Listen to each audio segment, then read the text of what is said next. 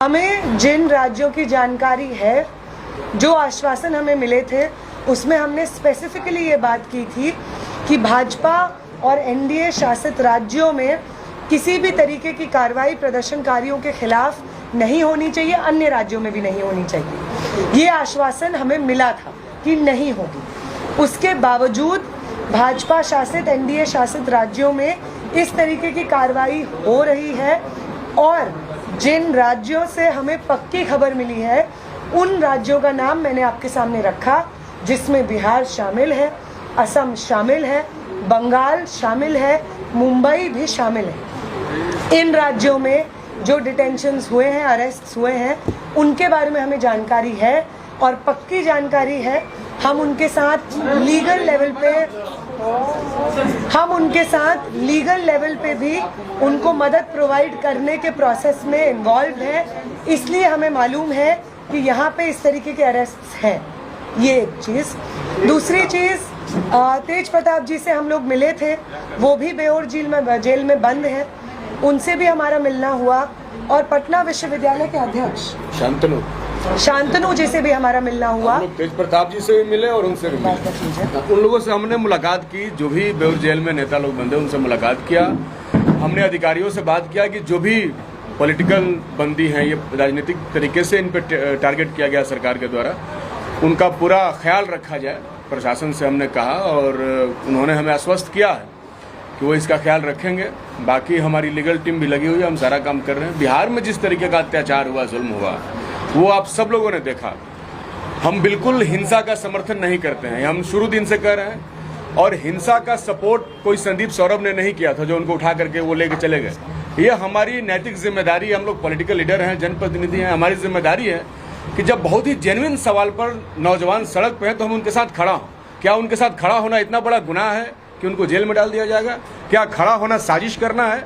हमारे पूर्व विधायक जीरादेई अमरजीत कुशवाहा के घर पे छापे मारे गए, उनके घर की अलमारियां तोड़ी गई, शीशे तोड़े गए। तो ये पॉलिटिकली टारगेटेड हमले हैं जो राज्य भर में सीपीआईएमएल के नेताओं पर इसलिए हो रहे हैं क्योंकि देश भर में चल रहे आंदोलन में उन्होंने नौजवानों के साथ एकजुटता जाहिर की और धर्मेंद्र प्रधान का रेजिग्नेशन मांगा।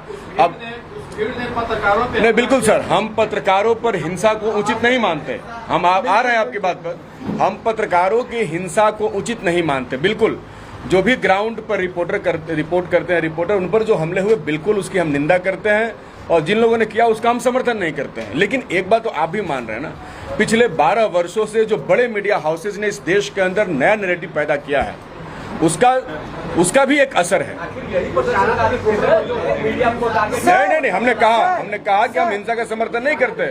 किसी भी तरीके की हिंसा, हमने साफ तौर पे कहा, सुन लीजिए ना, किसी भी तरीके की हिंसा जो ग्राउंड पे रिपोर्ट कर रहे रिपोर्टर्स को झेलनी पड़ी होगी, हम बिल्कुल उसका समर्थन नहीं करते हैं।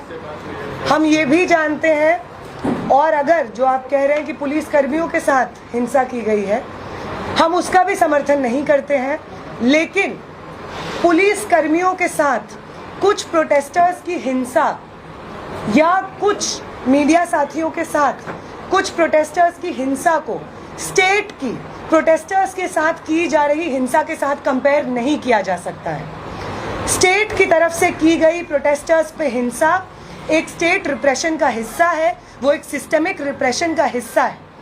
कुछ प्रदर्शनकारियों द्वारा गुस्सा होकर के, उत्तेजित होकर के या द्वेष में आकर के कुछ पुलिस कर्मियों पे हमला करना या मीडिया पे हमला करने वाले इंसिडेंट्स को हम यहाँ से बिल्कुल कंडेम करेंगे। और हम जानते भी हैं कि उन इंसिडेंट्स पे पुलिस सबसे पहले कार्रवाई करेगी। लेकिन जो हिंसा प्रदर्शनकारियों के ऊपर होती है इन्हीं प्रदर्शनों में, या गिरफ्तारी के बाद जिस तरीके से गैर जरूरी इंटिमिडेशन होता है धर्म के नाम पे, जाति के नाम पे, या सिर्फ इसलिए क्योंकि आप वर्दी में हैं और सामने वाला एक आम छात्र है तो आप हिंसा कर सकते हैं। दोनों में जमीन और आसमान का फर्क है। और हमें ये भी मालूम है कि पुलिस जो हिंसा करती है, कभी भी जो पुलिस कर्मी है उनके ऊपर कोई कार्रवाई नहीं होती है, उनके सस्पेंशंस नहीं होते हैं, उनके ऊपर इंक्वायरी नहीं होती है। इसलिए यहाँ पे इस प्रेस कॉन्फ्रेंस में बैठ करके सत्ता की तरफ से जो पुलिसकर्मी है, सिक्योरिटी फोर्सेस है, उनका जो एक सिस्टमिक हमला है प्रोटेस्टर्स के ऊपर, उसको कंडेम डिस्प्रपोर्शनेटली किया जाएगा, एक तरफा रूप से किया जाएगा और बार बार किया जाएगा, क्योंकि दोनों में बहुत फर्क है। बहुत सारे प्रदर्शनकारी पटना की सड़कों पे उतरे थे, उनमें से कुछ प्रदर्शनकारियों ने जिन्होंने हिंसा की, उस हिंसा के खिलाफ हम भी बोल रहे हैं, उस हिंसा के खिलाफ पुलिस ने भी एक्शन लिया है। लेकिन पुलिस की जो हिंसा हुई है प्रदर्शनकारियों के खिलाफ, पुलिस का जो एक तरफा दमन चल रहा है इस देश के आम छात्रों के ऊपर, छात्र नेताओं के ऊपर, CPI लिबरेशन के MLA के ऊपर, आयसा के एक्टिविस्टों के ऊपर, उसको एक तरफा रूप से कंडेम करना जरूरी है, क्योंकि उसके खिलाफ कोई कार्रवाई नहीं हो रही है।